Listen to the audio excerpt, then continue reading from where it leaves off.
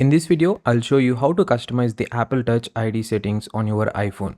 If you're using an older iPhone model with Touch ID or the iPhone SE, this video is perfect for you. Let's get started. First, open the Settings app on your iPhone, scroll down and tap on Accessibility. Once you are in, scroll again until you find the home screen button option and tap on it. Here you will see three key options to customize. Number 1, click speed. Number 2, press and hold. Number 3, rest finger to open. Let's walk through each one. Number 1, click speed. This option lets you adjust how quickly the home screen button responds when you press it. You will see three choices: default, which is the standard setting, slow and slowest. Pick the one that feels most comfortable to you based on how quickly you want the commands to register. Number 2, press and hold.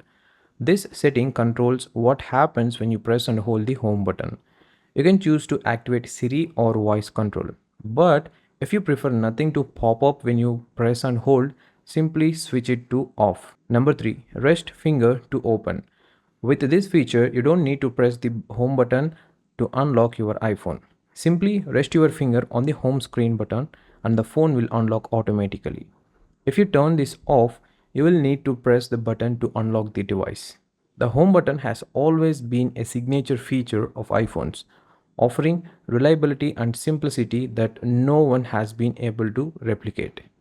So there you have it, a few easy ways to customize your home button and make Touch ID work the way you want.